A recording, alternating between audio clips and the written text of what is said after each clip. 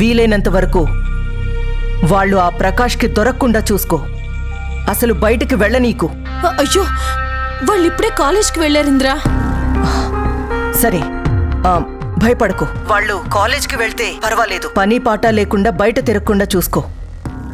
వీలైనంత వరకు నేను గమనిస్తాను. సరే. ఏంటో ఇంద్రా, దేవుడు కొంతమందికి అన్నీ ఇచ్చినా సరే వాళ్ళ జీవితంతో ఆడుకుంటూనే ఉంటాడు. నీ జీవితంతో ఆడుకోవటం ఎప్పుడు మానేస్తాడో ఏంటో. ఏం చేయాలో నాకేం అర్థం కావట్లేదు. అమ్మా,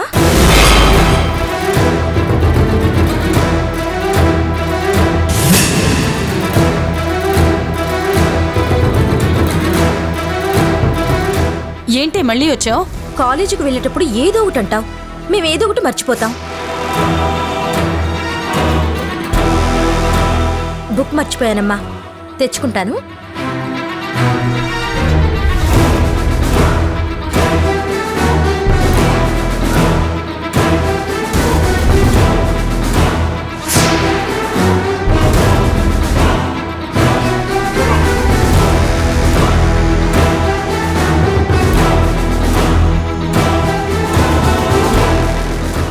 అవును, ఎవరమ్మా ఫోన్లో? పచారీ కొట్టతనే సామాన్ల లిస్ట్ అడిగాడు, చెప్తున్నాను. తొందరగా రావే, కాలేజ్కి టైం అవుతుంది. వస్తున్నాను, ఉండవే. టైంకి తీసుకెళ్తాను కదా, డోంట్ వరీ. అవునమ్మా, నిన్ననే కదా నేను వెళ్ళి లిస్ట్ ఇచ్చేసి వచ్చాను. మళ్ళీ ఏంటిది? బా, వాడు మర్చిపోయానని చెప్పాడు, మళ్ళీ చెప్తున్నానే. అలా ఎలా మర్చిపోతాడు? ఆ ఫోన్ ఇవ్వు, నేను మాట్లాడతాను. ఇవ్వమ్మా. బా, వద్దులేవే, నేను చెప్తాగా ఇవన్నీ. నీకెందుకు లేవే, అవతల అది పిలుస్తుంది కదా. నువ్వు వెళ్ళు వెళ్ళు, అది వెయిట్ చేస్తుంది. కాలేజీ నుంచి వచ్చాక చెప్తా వాడి పని. సామాన్ల లిస్టు ఎందుకు మిస్ అయ్యాడో అడుగుతాను.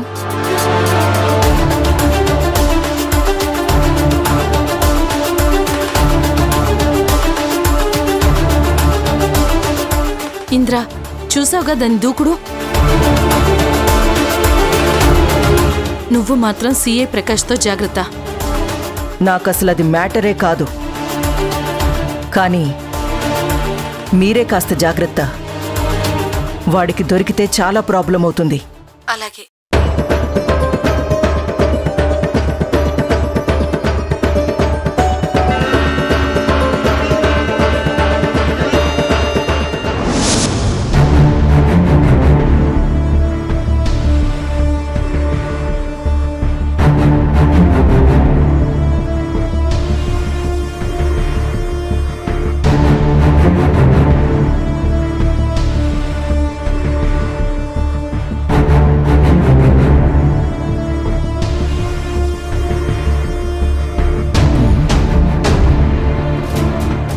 అదిగోరా, నాగుపాం వస్తోంది.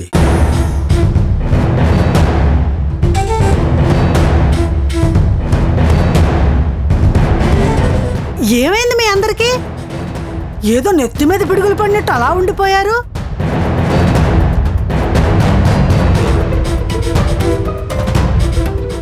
మా నెత్తిన బండరాళ్లు వేసి చంపడానికి నువ్వున్నావు కదా,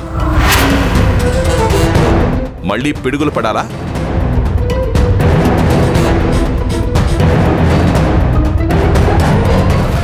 ఏంటన్నయ్యా, ఏమంటున్నావు? ఇంకా ఏమనాలోదినా? ఇన్నాళ్ళు ఎదురుగా వచ్చి ఎన్ని తిట్టినా పడ్డావని ఇప్పుడు వెనకాల నుంచి గోతులు తీయాలని చూస్తున్నావా?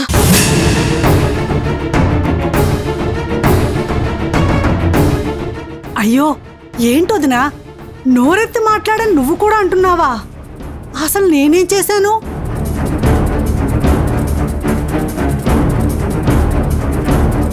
అంటే మేం చెప్తే గానీ నీకు ఏం చేసావో గుర్తుకు రాదా? సరే, స్ట్రైట్గా పాయింట్కి వస్తాను. నువ్వు వెళ్ళి హారికని కలిసి మాట్లాడావా లేదా?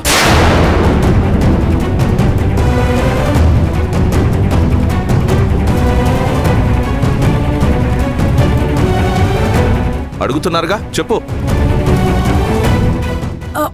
మీరేం మాట్లాడుతున్నారో నాకేం అర్థం కావడం లేదన్నయ్యా.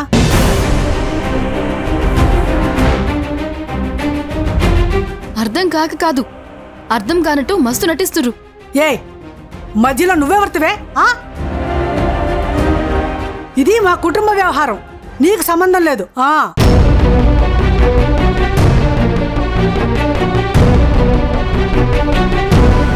తనకి సంబంధం ఉంది, అందుకే అడిగింది. చెప్పు, చంద్రికకి శివరాంకి అక్రమ సంబంధం ఉందని నువ్వొచ్చి కోర్టులో సాక్ష్యం చెప్తావని హారిక ఎలా చెప్పింది?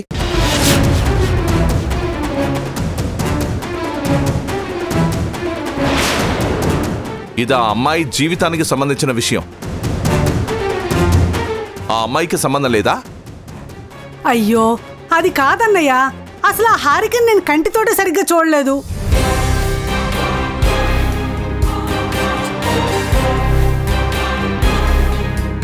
అయినా మన ఇంటి విషయాలు దానికెందుకు చెప్తాను? అయినా అంత పెద్ద అబద్ధాన్ని కోర్టులో ఎలా చెప్తాను? అట్లయితే హారిక ఎందుకు మిమ్మల్ని సాక్ష్యంగా పిలిపిస్తానని చెప్తుంది? ఏం చచ్చిందో, అది ఎందుకు అలా చెప్పిందో నాకేం తెలీదు. రేపు కోర్టుకు వెళ్ళి మా గురించి ఉన్నవి లేనివి అన్నీ కలిపి చెప్పు. నీ కక్ష కోపం అన్నీ తీర్చుకో అత్తయ్య.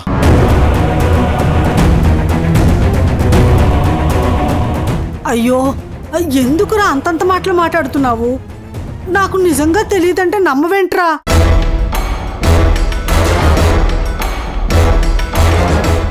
నా మాట మీద నమ్మకం లేదంటే నాకు ఇంత విషయం ఇచ్చి చంపేయండి, పీడ వదిలిపోతుంది.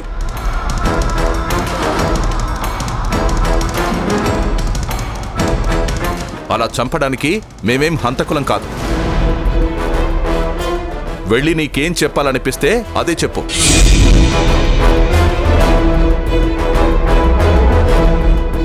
కానీ ఆ సాక్ష్యం చెప్పాక మళ్ళీ ఇంటి గడప ఎప్పుడూ తొక్కకు. నీ అన్నయ్యతోటి, నీ కన్న తండ్రితోటి బంధం తెగిపోయింది అనుకో.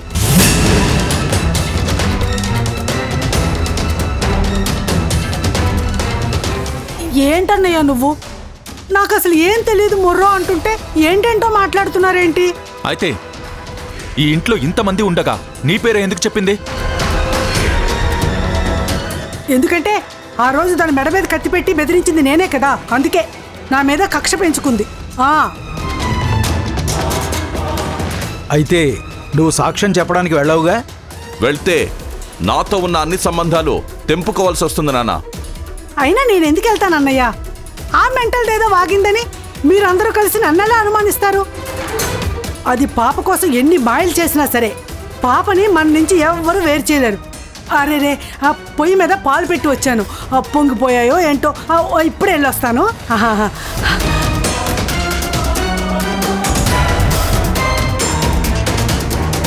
నాన్న, అత్తయ్య చెప్పిన దాంట్లో నాకెందుకో నిజం కనిపించట్లేదు. మన వెనకాల ఏదో చేస్తుంది నాన్న. హారిక ఏ ఆధారం లేకుండా అలా చెప్పదు. అయినా తన అబద్ధం చెప్పినంత మాత్రాన కోర్టెలా నమ్ముతుందిరా? ఒకవేళ ఆ హారిక ఏదైనా డ్రామా చేస్తుందేమో చూద్దాం. మనం ఇంత వార్నింగ్ ఇచ్చాక మీ అత్తయ్య అయితే సాక్ష్యం చెప్పదు. బయటికెళ్తే బతకలేనేమోనన్న భయం చాలా ఉందిరా దానికి. నువ్వేం భయపడకు. అమ్మా చంద్రిక, నాకు మంచి కాఫీ పట్రా అమ్మా. దాని దెబ్బకు తల వాచిపోయింది. అట్లనే తాతయ్య.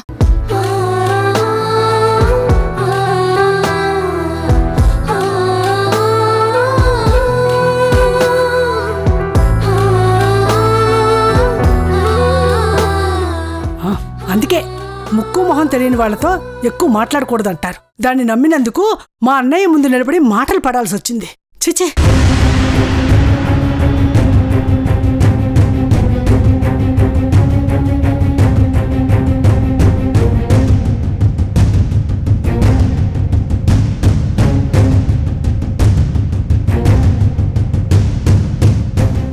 ఏంటో ఈ జీవితం. ఆంటీ ఆంటీ అంటే ఆంటీ కోర్టులో చేసింది చాలదా? మళ్ళీ ఇక్కడికి దాపరించో. అసలు మన ఇద్దరం ఒకటైన విషయం మా అన్నయ్యకి తెలిస్తే ప్రమాదం అని చెప్పానా లేదా?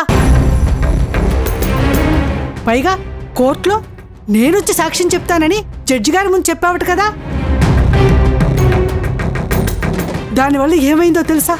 మా అన్నయ్యకి నాకు మధ్య ఉన్న అనుబంధం తెగినంత పని అయిపోయింది. అసలు అసలు నీ కూతురు నీకు అప్పగించాలి అనుకున్నందుకు నా చెప్పుతో నేను కొట్టుకోవాలి. ఆవేశపడకండి ఆంటీ, కాస్త నేను చెప్పేది వినండి. కోర్టులో శివరాం ఆ చంద్రిక ఇద్దరు కలిసి వాళ్ళది చాలా పవిత్రమైన బంధమని ప్రూవ్ చేయాలని చూశారు. అది అబద్ధమని చెప్పడం కోసమే మీ పేరు వాడాల్సి వచ్చింది. అంటే నీకు అవసరమైతే ఎవరి పేరు పడితే వాళ్ళ పేరు వాడేస్తావన్నమాట. అసలు తప్పు నీది కాదే, నాది. నీతో మాట్లాడుతున్నాను చూడు, అది పెద్ద తప్పు. బయలుదేరు. నీతో మాట్లాడడం మా అన్నయ్య చూశాడంటే నాకున్న ఈ మాత్రం అండాదండా కూడా లేకుండా పోతుంది. పో. ప్లీజ్ ఆంటీ, కాస్త నేను చెప్పేది వినండి. ఏంటే నువ్వు చెప్పేది నేను వినేది? నాకున్న ఆయుధం మీరొక్కరే ఆంటీ. ఇప్పుడు మీరు కూడా కాదంటే నేను ఓడిపోతాను. నా పాప నాకు దక్కదు. దయచేసి మీరొచ్చి శివరాంకి చంద్రికకి మధ్య సంబంధం ఉందని, వాళ్ళు ఒకే గదిలో ఉండటం మీరు చాలా సార్లు చూశానని సాక్ష్యం చెప్తే మా అన్నయ్య నన్ను చంపేస్తాడు. మా అన్నయ్యకి శివరామే కాదు, అభిరామని ఇంకో కొడుకున్నాడు. వాడికి నాలాగే కోపం ఎక్కువ. నేను సాక్ష్యం చెప్పానని తెలిసిందనుకో నరికి పోగులేస్తాడు. అది కాదంటీ, నీ వల్ల ఇప్పటికే మా అన్నయ్య చేత ముక్కు చేవాట్లు తిన్నాను. ఇప్పుడే కాస్త శాంతపరిచి వచ్చాను. నువ్వింకా ఇక్కడే నిలబడితే అంతే సంగతులు. పో. ఆంటీ, కావాలంటే మీకు డబ్బు కూడా ఇస్తాను. ఏంటే డబ్బులు ఇస్తావా? ఇదిగో మర్యాదగా ఇక్కడి నుంచి కదలలేదనుకో చీపురు తిరగేయాల్సి వస్తుంది. నా సంగతి తెలుసు కదా, మర్యాదగా వచ్చిందాన్నే పో. మీరు సాక్ష్యం చెప్పనంత మాత్రాన నేను ఓడిపోను. మిమ్మల్ని నమ్మినందుకు మంచి గుణపాఠం నేర్పారు. పనికి మాలిందానా, పోవే. నిన్ను నమ్ముకుంటే నాకు పుట్టగతలుడు. మా అన్నయ్యకి దూరం అయితే నేనెలా బతకాలి? ఏంటమ్మా ఆవిడలా బయటే మాట్లాడి పంపించేశావు? లోపలికి పిలిచి మాట్లాడొచ్చు కదా. ఏంటే ఇంకా నయం, కూర్చోబెట్టి భోజనం పెట్టి పంపించమన్నావు కాదు. దారిని పోయే దరిద్రాన్ని కొంపలోకి తెచ్చుకుంటే మీ మావయ్యతోటి మనకున్న బంధం కూడా తెగిపోతుంది. దీన్ని అడ్డం పెట్టుకుని ఆ చంద్రికని పిల్లని ఇంట్లో నుంచి పంపిద్దాం అనుకుంటే మొదటికే మోసం వచ్చేలాగుంది. చెప్పిన బోర్డు సలహా చాలు కానీ పని చూసుకో. పద పద.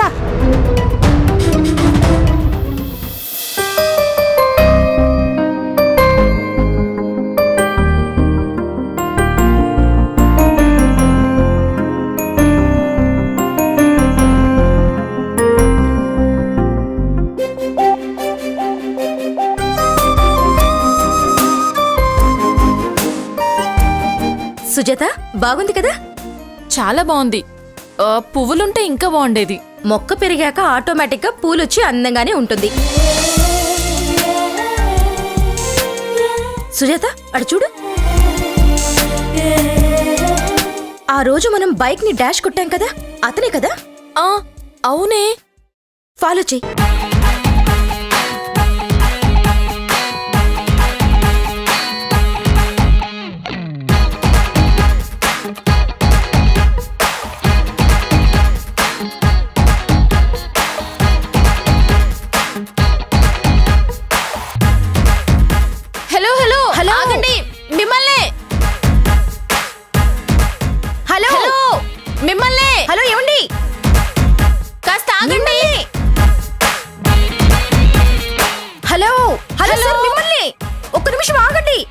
వీళ్ళేంటి నన్ను వదలకుండా ఫాలో చేస్తున్నారు? హలో మిమ్మల్ని, కాస్త ఆగండి. ఒక్క నిమిషం ఆగండి. హలో సార్, ఒక్క నిమిషం ఆగండి. సార్ ఆగండి, మిమ్మల్ని.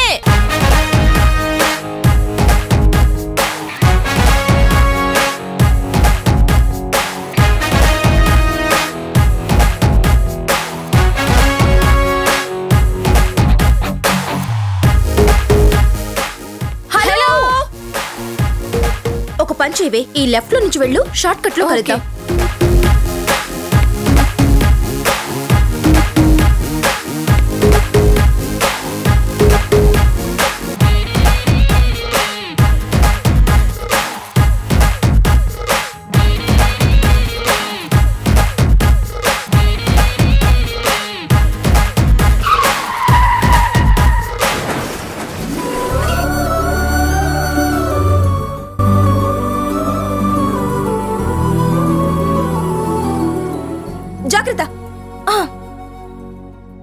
ఏమైందండి? ఎందుకలా దెయ్యాన్ని చూసినట్టు చూస్తున్నారు? మీ వల్ల నేను కొనుక్కున్న పూల మొక్క పోయింది చూడండి. పూల మొక్క పోతే ఇంకోటి కొనుక్కోవచ్చు, కానీ మీతో వచ్చిన వాళ్ళకి దొరికితే వామో వద్దండి, మీకు దండం.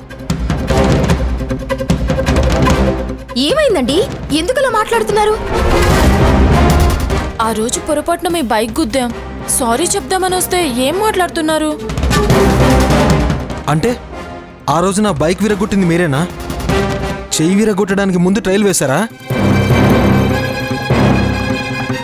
ఏం మాట్లాడుతున్నారండి?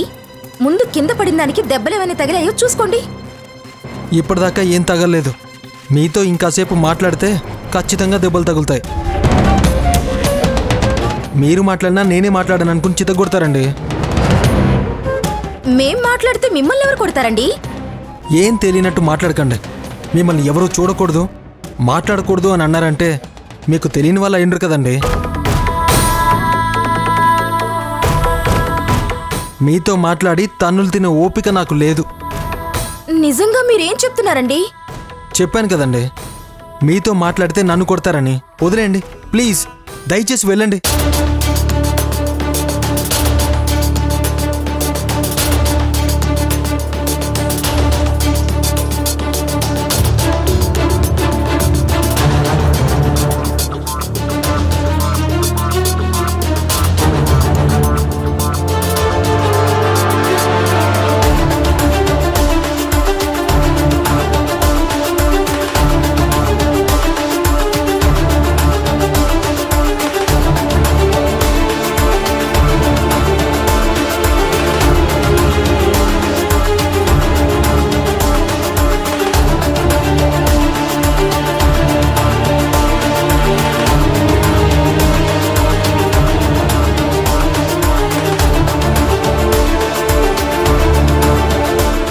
ఏంటే, ఎందుకంత సైలెంట్ కూర్చున్నారు?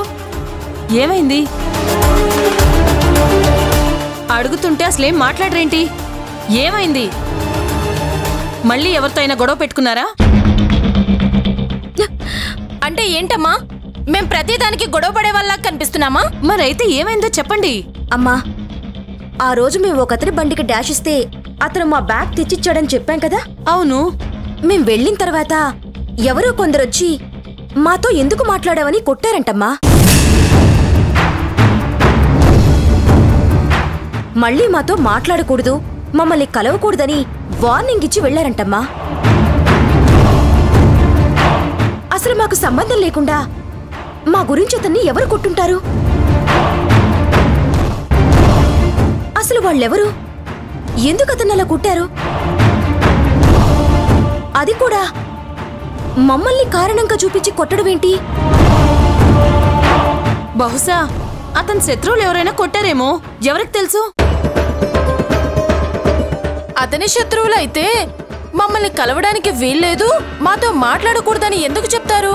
ఆ అబ్బాయి మీకు హ్యాండ్ బ్యాగ్ ఇవ్వటం చూసి ఎవరైనా పోలీసులకి చెప్పారేమో. అమ్మాయిలతో మాట్లాడితే ఊరుకోమని పోలీసులు వార్నింగ్ ఇచ్చారేమో. ఆ అబ్బాయి అనవసరంగా దెబ్బలు తిన్నా తప్పు జరుగుతుంటే ఇలా స్పందించే మనుషులున్నందుకు చాలా ఆనందంగా ఉంది. పాపం అనవసరంగా మా వల్ల దెబ్బలు తిన్నాడని మేం బాధపడుతుంటే నువ్వేంటమ్మా? సర్లే, మీతో మాట్లాడితే ఆ పిల్లాన్ని కొడుతుంటే మీరెందుకు మాట్లాడాలి? ఆ అబ్బాయి కనిపిస్తే మీరు మాట్లాడకుండా వెళ్ళండి. అది మీకు మంచిది, ఆ కుర్రాడికి మంచిది. అంటే అతన్ని కొట్టిందెవరో తెలుసుకోవద్దంటావా? తెలుసుకుని ఏం చేస్తారు? అయినా ఈ డిస్కషన్ ఇంతటితో ఆపండి. వెళ్ళి ఫ్రెష్ అయ్యండి, భోంచేద్దురు గాని. వెళ్ళండి.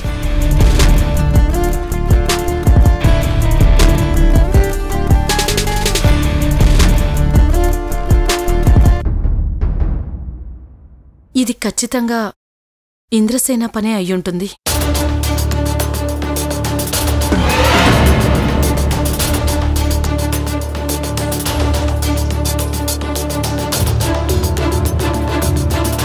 ఆగమ్మా, ఎవరు మీరు?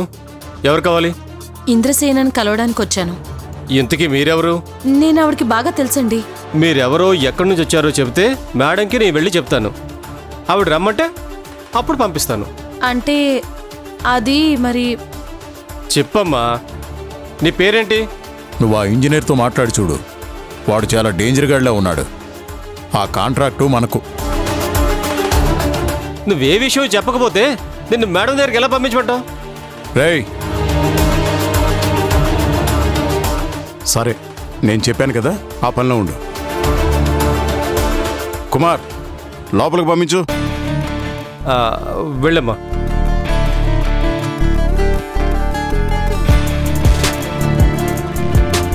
నువ్వు ఎక్కడికి వచ్చావేంటమ్మా? నువ్వు వస్తున్నట్టు మేడం చెప్పలేదే. అది బాబాయ్,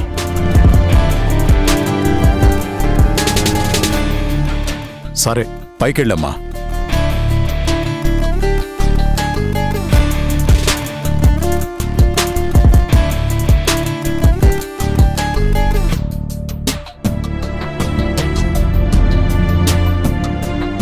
లోపలికి రా నాతో.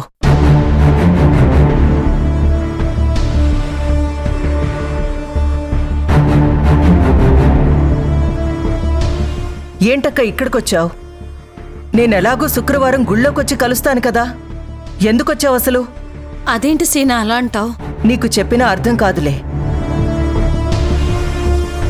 అది సరే కాని, ఇంతకీ నువ్వెందుకొచ్చినట్టు? నువ్వు చేసిన పనికే రావాల్సొచ్చింది. తారా సుజాతతో మాట్లాడినందుకు ఒక కుర్రాన్ని కొట్టించావంట కదా? వాడు అమాయకుడింద్రా. వాడు అమాయకుడో మోసగాడో నాకు తెలీదు. వాడు మన అమ్మాయితో గొడవ పడ్డాడు, అందుకే కొట్టించాను. అయితే ఏంటి? ఆ అబ్బాయి బండిని మనవాళ్లే డాష్ కొట్టారు. హ్యాండ్ బ్యాగ్ పోగొట్టుకుంటే అతను తెచ్చిచ్చాడు. అది తప్పుగా అర్థం చేసుకొని కొట్టించావు. అదంతా నాకు అనవసరం. వాళ్లతో మాట్లాడినందుకు ఇవాళ కూడా దెబ్బలు తిన్నాడు.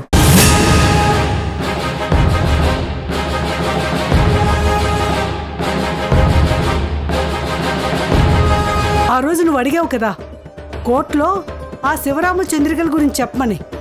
ఇప్పుడు చెప్తాను. నేనొచ్చి సాక్ష్యం చెప్తాను. రేపు నేను సాక్ష్యం చెప్పాక ఆ కుటుంబంలో ఎవ్వరూ కూడా బయట తలెత్తుకొని తిరగలేరు.